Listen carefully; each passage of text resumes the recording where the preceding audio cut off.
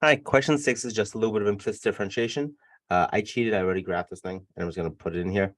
So here is our function, the so-called Oregon Trail function, right? Kind of looks like, I don't know, the wagon traveling along the road.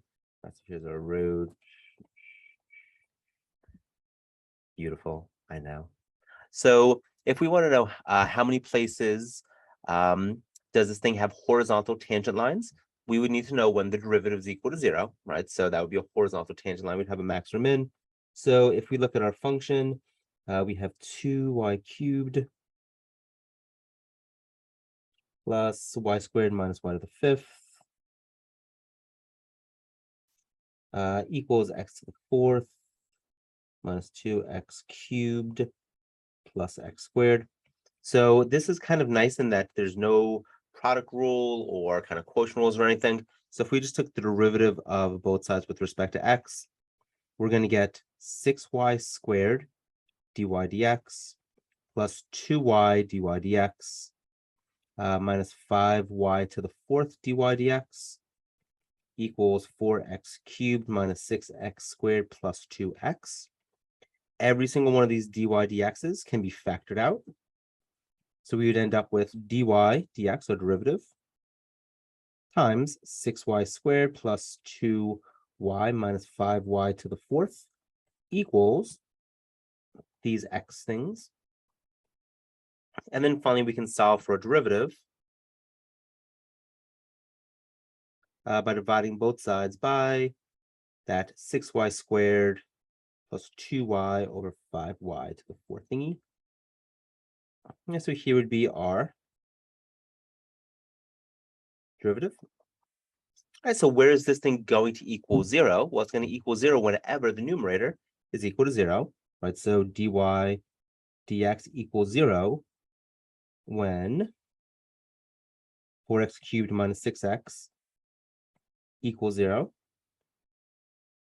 So let's find that as best we can. So just put this up here. And so first thing we can factor out a 2x. 2x, we'd have a 2x squared minus 3x plus 1 is equal to 0. Is this going to factor? Yeah, it is. Right, this is going to be 2x, 2x minus 1, and x minus 1. Does that work? We have minus x, we have minus, look at that, look at that. And so this means that whenever x is equal to 0, whenever x is equal to 1/2, or whenever x is equal to 1, we're going to have horizontal tangent lines.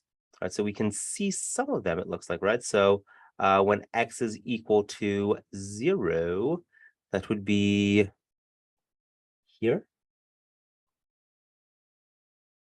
That would also be here. We have actually something to find there, and kind of there.